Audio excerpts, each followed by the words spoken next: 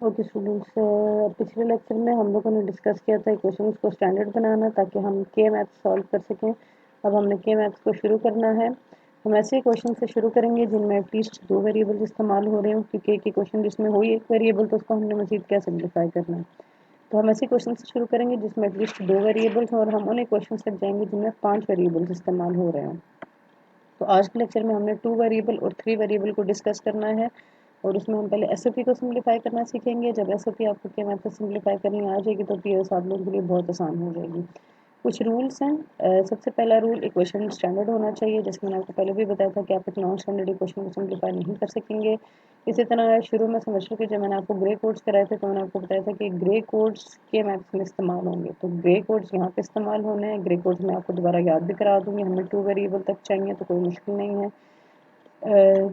तीसरी चीज़ ये कि आप मैथ्स जो भी बनाएंगे, अगर आप जैसे हम एसओपी को डिस्कस करें तो मैथ के अंदर हम वंस लगाएंगे एसओपी के केस में, और उन वंस के हमने पेयर बनाने होते हैं। अब पेयर बनाने के लिए जो रूल है, सबसे पहला रूल तो ये है कि आपने कोशिश करनी है कि कम से कम और बड़े से बड़े पेयर्स के अंदर आप सारे के सारे वंस एडजस्ट कर लें। फालतू के पेयर्स ना बनाएं, डायगोनल में पेयर्स ना बनाएं। जितने भी पेयर्स होंगे वो हमेशा 2 की पावर में होंगे, या तो आप एक 1 को अकेला छोड़ दें, या 2 का पेयर बनाएं, 4 का बनाएं, 8 का बनाएं, 16 का बनाएं, और मैक्सिमम हम 32 तक जाएंगे। तो 2 वेरिएबल के मैथ से शुरू करते हैं। सबसे पहले आपके सामने 2 वेरिएबल के मैथ है। 2 वेरिएबल का क्या मतलब हुआ? 2 वेरिएबल का मतलब हुआ 2 की पावर 2, 4 पॉसिबिलिटीज। इसका मतलब हमारे पास 4 बॉक्सेस आ जाएंगे। तो ये हमारे पास 4 बॉक्सेस आ गए। यहाँ पे 1 2 3 4, एक तरफ हम ए को लिख देंगे और एक तरफ हम बी को लिख देंगे। अब ए एक वेरिएबल है तो उसकी वैल्यू या 0 होगी या 1 होगी। इसी तरह बी एक वेरिएबल है तो उसकी वैल्यू भी या 0 होगी या 1 होगी। उसके बाद हर बॉक्स के अंदर जो ए बी की वैल्यू बनती है वो आपने लिखनी होती है। जैसे ये सबसे पहला बॉक्स है तो इसमें ए की वैल्यू 0, बी की वैल्यू 0, फिर ए की वैल्यू 0, बी की वैल्यू 1। इसी तरह तीसरे में ए की वैल्यू 1, बी की वैल्यू 0, और यहाँ पे ए की वैल्यू 1 और बी की वैल्यू 1। ओके, अभी हम, ये तो स्टाइलिंग थी कि मैथ 2 वेरिएबल के लिए मैथ बनेगा कैसे। अब हम कुछ एग्जांपल्स के थ्रू शुरू करते हैं। सबसे पहले तो मैं आपको बता दूं, जो मैंने बात की कि एडजेसेंट पेयर बनेंगे, डायगोनल में पेयर नहीं बनाना। लेकिन इस तरह से 2 वंस अगर हों, इस तरह से 2 वंस हों, इस तरह से 2 वंस हों, इस तरह से 2 वंस हो, आप उनका पेयर बना सकते हैं, लेकिन डायगोनल में आपने पेयर नहीं बनाना। ओके, ये सबसे पहले एक एग्जांपल है, A complement B plus A B. तो ये एसओपी इक्वेशन है, इसमें 2 वेरिएबल्स हैं, ये इक्वेशन स्टैंडर्ड है, तो ये क्वेश्चन इस काबिल है कि हम इसको के मैथ में पुट कर सकें। तो के मैथ में पुट करेंगे। सबसे पहले एसओपी में आपको पता होता है कि जिसके ऊपर कॉम्प्लीमेंट है उसकी वैल्यू 0 होती है। तो यहाँ पे ए की वैल्यू 0, बी की वैल्यू 1, यहाँ पे ए भी 1 और बी भी 1। अब ये वाली जो आपने वैल्यूज़ यहाँ पे लिख दी है, ये और ये, इन वैल्यूज़ को आपने उस मैप में ढूंढना है जो आपने बनाया है। तो जहाँ पे ये जगह आपको मिलेंगी उधर आपने 1 लगाना। तो इसको नेक्स्ट हो जाते हैं, 0 1 के ऊपर 1 आ गया और 1 1 के ऊपर 1 आ गया। उसके बाद आपने इनके पेयर्स बनाने हैं। तो मैंने कहा था पेयर 2 की पावर में बनाना है और कम से कम और बड़े से बड़ा पेयर बनाना है। तो बजाय इसकी कि मैं दोनों वंस को अकेला छोड़ के 2 अलग अलग पेयर बनाऊँ, मैं 2 का एक पेयर बना सकती हूँ, राइट। तो ये 2 का एक पेयर बन गया। अब इसी तरह ये सारा काम भी आप लोगों ने सिंगल स्टेप के अंदर करना होगा, एक ही मैप में। बार बार मैप ना बनाइएगा, अभी मैंने आपको समझाना है तो मैं अलग स्टेप से मैं करी ताकि आपके लिए आसानी हो। तो ये 2 का एक पेयर बनाया। अब ये जो आपने पेयर बनाया है, इसमें जो वैल्यूज टॉप पे लिखी हुई है उनको साइड पे नोट करना। तो सबसे पहली वैल्यू है 0 1 और दूसरी वाली वैल्यू है 1 1। आपने देखना होता है कि कौन सी वैल्यू फिक्स है, सिर्फ उस वैल्यू को लिखना है। जो वैल्यू चेंज हो रही है उसको डिस्कार्ड कर दें। यहाँ पे बी की वैल्यू है जो कि फिक्स है और वो 1 है। आप एसओपी में उसके कॉम्प्लीमेंट नहीं आएगा। तो ये आपका आंसर है। सबसे पहला स्टेप क्या हुआ कि आपने देखना है कि क्वेश्चन स्टैंडर्ड है या नहीं। अगर स्टैंडर्ड नहीं है तो उसको स्टैंडर्ड बनाएं। स्टैंडर्ड बनाने के बाद आपने देखना है कि इसमें कितने वेरिएबल्स हैं। 2 वेरिएबल्स हैं तो 2 वेरिएबल के मैप इस तरह से बना लें अपने पास। फिर वैल्यूज़ को देख लें उसी तरह की एसओपी है तो जिस पे कॉम्प्लीमेंट है उसकी वैल्यू 0, जिस पे कॉम्प्लीमेंट नहीं है उसकी वैल्यू 1, और उन वैल्यूज़ के हिसाब से मैप में वंस लगाएं। फिर उनके पेयर बनाएं। पेयर बनाने के बाद हर पेयर में जो टॉप पे वैल्यूज़ लिखी हुई हैं उनमें जो फिक्स वैल्यूज़ हैं सिर्फ उनको नोट डाउन करें। कुछ और एग्जांपल्स करते हैं इसकी। अब ये सबसे पहली एग्जांपल यहाँ पे देखेंगे आ जाएगा, ए कॉम्प्लीमेंट बी कॉम्प्लीमेंट, तो 0 0 0 1 0 0 ये है, 0 1 ये है, 2 वंस आ गए, 2 का एक पेयर बन जाएगा। वैल्यू साइड के ऊपर लिखते हैं 0 0 0 1। ए की वैल्यू फिक्स है और वो 0 है तो उसके ऊपर कॉम्प्लीमेंट आ गया। दूसरी एग्जांपल, 1 0, बी के ऊपर कॉम्प्लीमेंट है तो 1 0 और ये आ गया 1 1। ये भी इसी तरह दो का एक पेयर बन गया है। वैल्यूज़ क्या है 1 0 और 1 1। ए की वैल्यू फिक्स है और वो 1 है तो ए आ गया। फिर नेक्स्ट एग्जांपल को देखें 0 0 यहाँ पे और 1 0 यहाँ पे, तो ये भी एक दो का पेयर बन जाएगा आपके पास। 0 0 और 1 0, बी की वैल्यू फिक्स है और वो 0 तो उसके ऊपर कॉम्प्लीमेंट। फिर यहाँ पे वैल्यूज हैं 0 0 पहला 1, 0 1 दूसरा और 1 0 तीसरा। तीन का तो पेयर नहीं बन सकता, पेयर तो 2 की पावर में बने, तो ये दो वाला पेयर बना। अब बजाय इसके कि आप इस 1 को अकेला रखें, ये 1 इसके साथ मिलकर एक बड़ा पेयर बना सकता है। तो जब कोई 1 किसी नए 1 के साथ मिलकर उसको एक बड़ा नया पेयर बनाने में हेल्प करे जो कि फालतू ना हो, तो आप उसको रीयूज कर सकते हैं, कोई मसला नहीं है। तो ये पेयर बन जाएगा। अब पहला वाला जो पेयर है उसमें हमारे पास वैल्यूज हैं 0 0 और 0 1, और जो दूसरा पेयर है उसमें हमारे पास वैल्यूज हैं 0 0 और 1 0। तो जो ये हमारे पास पेयर है इसमें बी की वैल्यू फिक्स है वो 0 उस पर कॉम्प्लीमेंट, और इसमें ए की वैल्यू फिक्स है वो 0 है तो उस पर कॉम्प्लीमेंट। एसओपी है तो टर्म्स एंड पे हो जाएगी प्लस। फिर इसी तरह यहाँ पे देखें 0 0 0 1 1 0 1 1, तो मैप में चारों लोकेशंस पे 1 आ गया। जब भी ऐसी कंडीशन आए कि पूरा का पूरा मैप 1 हो जाए, तो इसका मतलब ये होगा कि आप इनपुट के ऊपर जो मर्जी वैल्यू दें आउटपुट हमेशा आपको 1 ही मिलेगा। आप डायरेक्टली लिख दें आउटपुट इज इक्वल टू 1। फिर ये डायगोनल है 0 1 और 1 0, तो 0 1 और 1 0 मैंने आपको बताया था कि डायगोनल में पेयर नहीं बनता, तो आप इन दोनों को अलग अलग लिखेंगे। ये नहीं करना कि आप इनको बेसहारा छोड़ दें। अगर कोई अकेला रह जाता है तो उसको एज इट इज लिखें, उसकी वैल्यू जो टॉप के ऊपर है, तो इसकी वैल्यू है 0 1 तो यह आ जाएगा ए कॉम्प्लीमेंट बी, और इसकी वैल्यू है 1 0 तो यह आ जाएगा ए बी कॉम्प्लीमेंट। फिर इनको कर दिया प्लस। सिंपली लिख दिया एंड के ऊपर कि ये क्वेश्चन ऑलरेडी सिंप्लीफाइड है, इससे ज़्यादा सिंप्लीफाई नहीं होगी। अब आ जाते हैं 3 वेरिएबल के नाम के ऊपर। 3 वेरिएबल में हमारे पास कितनी पॉसिबिलिटीज़ होंगी, 2 की पावर 3, यानी कि हमारे पास आ जाएंगी 8 पॉसिबिलिटीज़, तो 8 डब्बे बन जाएंगे। 1 2 3 4 5 6 7 8। अब यहाँ पे आपके पास दो रोज हैं, इसका मतलब यहाँ पे एक वेरिएबल एडजस्ट हो सकता है। एक या तो ए की वैल्यू 0 होगी या ए की वैल्यू 1 होगी। यहाँ पे 1 2 3 4 हमारे पास पॉसिबिलिटीज हैं, इसका मतलब दो वेरिएबल्स यहाँ पे एडजस्ट हो सकते हैं। तो एक वेरिएबल इधर आएगा और दो वेरिएबल्स इधर आएंगे।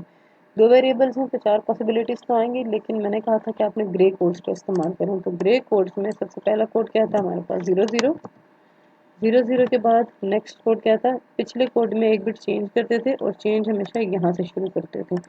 तो एक बिट में चेंज करती हूँ, ये मेरे पास दूसरा कोड आ गया। अब तीसरा कोड बनाते हैं। तो अब अगर मैं चेंज करूँ पहली वाली बिट में, तो देखें इसका मतलब पहली बिट में चेंज करने का कोई फ़ायदा नहीं है, हमें दूसरी बिट में चेंज करना पड़ेगा। तो हम पहली बिट को चेंज नहीं करेंगे, कोड रिपीट हो रहा है। तो अगर मैं पहली बिट को चेंज ना करूँ,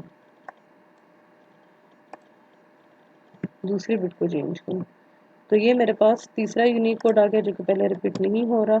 और अब अगेन जब चेंज करना होता है तो हमेशा यहाँ से चेंज करना होता है। इस बिट को मैंने चेंज किया, पहली बिट को चेंज नहीं कर सकते, तो ये आपके पास ग्रे कोड बन गए 0 0 0 1 1 1 1 0। और इनको हमेशा आपने ऐसे ही लिखना है। अगर 0 0 0 1 1 0 1 1 करेंगे तो वो गलत हो जाएगा, वो फिर के मैप्स नहीं है, वो आपके ज़ाती मैप्स है।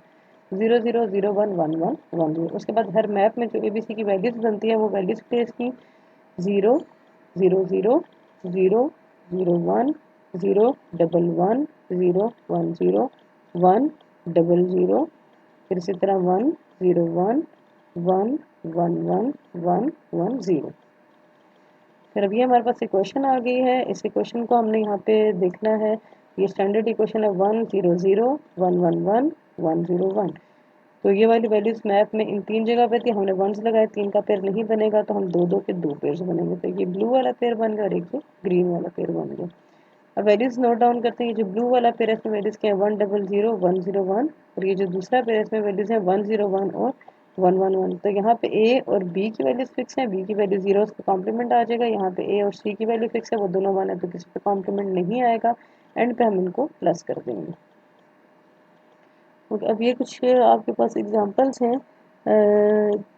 इन एग्जांपल्स में जो मेरे पास वैल्यूज़ थी वो यहाँ पे मैंने वंस प्लेस किए हुए हैं। मैं डायरेक्ट इसके ऊपर आ जाती हूँ। अब इस वक्त मेरे पास चार वंस हैं। चार का पेयर 2 की पावर में 4 आता है तो ये चार का एक पेयर बन जाएगा। और इसमें जो वैल्यूज फिक्स हैं वो है हमारे पास 0 0 0 0 0 1 0 1 1 और 0 1 0। ए की वैल्यू फिक्स है और वो 0 है तो उसके ऊपर कॉम्प्लीमेंट आ जाएगा।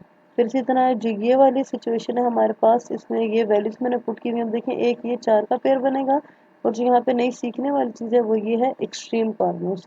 इस चीज़ को याद रखना है। इस मैप की ये दो एक्सट्रीम है, तो एक्सट्रीम कॉर्नर्स का भी एक पेयर बनता है, यानी ये इसका एक्सट्रीम है, ये इसका एक्सट्रीम है, ये इसका एक्सट्रीम है।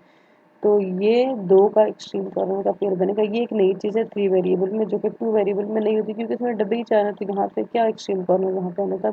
ये एक्सट्रीम कॉर्नर होते हैं, इसी तरह ये एक्सट्रीम कॉर्नर होते हैं। तो ये 4 का पेयर बनेगा और एक ये एक्सट्रीम कॉर्नर का 4 का पेयर बनेगा। जो ये 4 का पेयर है, इसमें ए की वैल्यू तो चेंज हो रही है, बी की वैल्यू फिक्स है और वो 0 है, तो उसके ऊपर कॉम्प्लीमेंट आ जाएगा। इसी तरह जो ये एक्सट्रीम कॉर्नर का 4 वाला पेयर है, इसमें ए की वैल्यू चेंज हो रही है, सी की वैल्यू फिक्स है और वो 0 है, तो उसके ऊपर कॉम्प्लीमेंट आ जाएगा। फिर नेक्स्ट में ये हमारे पास 4 का एक पेयर बन रहा है। ये जो 4 का एक पेयर बन रहा है, इसमें हमारे पास वैल्यूज क्या आ रही हैं, ए की वैल्यू तो चेंज हो रही है, बी की वैल्यू फिक्स है और वो थ्रू आउट 0, तो उसके ऊपर कॉम्प्लीमेंट आ गया। अब यहाँ पे वही बात आ गई जो मैंने इधर ऊपर आपको सिखा, एक्सट्रीम कॉर्नर। बजाय इसके कि अब ये 2 का पेयर बनाए और ये 2 का पेयर बनाए, फिर दोबारा उसके बाद बुलियन अलजेब्रा लगाएंगे, तो क्या फ़ायदा किया मैथ्स का। तो एक्सट्रीम कॉर्नर्स का आपने याद रखना है कि 4 का एक पेयर बनता है। तो इसमें हमारे पास जो वैल्यू फिक्स है वो सी की है और 0 है, उसके ऊपर कॉम्प्लीमेंट आ जाएगा। यहाँ पे अब ये चारों डायगोनल में, इसका मतलब ये क्वेश्चन ऑलरेडी सिंप्लीफाइड है, इसी क्वेश्चन को एज इट इज लिख लें। यहाँ पे क्या सिचुएशन है, यहाँ पे एक तो ये 2 वाला पेयर बनेगा और ये वाला 1 बजाय इसके कि आप अकेला छोड़ देंगे इसके साथ एक्सट्रीम। इसी तरह फॉर इंस्टेंस अगर यहाँ पे 1 होता तो वो यहाँ पे ना होता, यहाँ पे 1 होता तो वो इसके साथ एक्सट्रीम में आ जाता। तो एक ये 2 का पेयर बनेगा और एक ये एक्सट्रीम कॉर्नर का 2 का पेयर बन जाएगा। जो ये 2 का पेयर है, इसमें बी और सी कॉम्प्लीमेंट, ये दो वैल्यूज हैं, और जो ये 2 का पेयर है, इसमें हमारे पास ए कॉम्प्लीमेंट और सी कॉम्प्लीमेंट आ रहे हैं। फिर इन टर्म्स को हम कर देंगे प्लस। ओके, ये कुछ और प्रैक्टिस एग्जांपल्स हम देखें। एक्सट्रीम कॉर्नर्स आमने सामने होने चाहिए। अब ये एक्सट्रीम कॉर्नर्स डायगोनल में, तो इनका पेयर नहीं बनाएंगे, बल्कि ये क्वेश्चन भी ऑलरेडी सिंप्लीफाइड है। यहाँ पे वही बात होगी कि पूरा का पूरा मैप 1 हो गया। तो ये ना हो कि जब 4 का कोई पेयर बने आप डायरेक्ट लिख दें आउटपुट इज इक्वल टू 1, नहीं, पूरा का पूरा मैप 1 होना चाहिए, कोई भी डब्बा खाली ना हो, तब आप लिखते हैं आउटपुट इज इक्वल टू 1। इसी तरह यहाँ पे देखिए ये 6 है, तो 6 का पेयर नहीं बनता क्योंकि किसी पावर में 6 नहीं आता। तो ये 4 का पेयर बनाएंगे और बजाय इसके कि ये 2 का पेयर बना, इन दो के साथ मिला के बड़ा 4 का पेयर बना दें।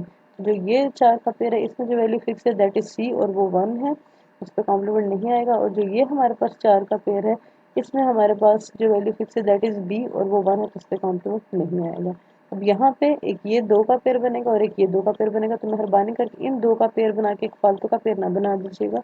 जब 2 पेयर में सारे वंस एडजस्ट हो गए तो फालतू का पेयर बनाने की कतई कोई ज़रूरत नहीं है। तो ये जो 2 का पेयर है इसके लिए हमारे पास आ जाएगा ए कॉम्प्लीमेंट सी, और जो ये 2 वाला पेयर है इसके लिए हमारे पास आ जाएगा ए बी। ओके, अब आप लोगों की असाइनमेंट क्या है, आप लोगों की असाइनमेंट ये है कि आपने 2 रैंडम इक्वेशंस लेनी है और उनके ऊपर डिमॉर्गन्स थ्योरम आपने अप्लाई करना है। तो आप अपने लिए क्वेश्चन खुद डिज़ाइन करेंगे, आप डिमॉर्गन्स थ्योरम उसके ऊपर अप्लाई करेंगे। तो 2 इक्वेशंस डिमॉर्गन थ्योरम से आपने सॉल्व करनी। इसी तरह आपने 2 नॉन स्टैंडर्ड इक्वेशंस अपने पास खुद लिखनी है, जिनमें से एक एसओपी होगी और एक पीओएस होगी। आपने उनको स्टैंडर्ड बनाना है और उनको स्टैंडर्ड बनाने के बाद आपने ये करना है कि जो आपने अपने पास एसओपी क्वेश्चन बनाए थे, बेहतर है कि आप 3 वेरिएबल वाली बना लें पहले। अगर 3 वेरिएबल वाली नहीं बनाई तो एक नई 3 वेरिएबल वाली एसओपी क्वेश्चन बनाएं और उसको केएमएफ से सिंप्लीफाई करेंगे।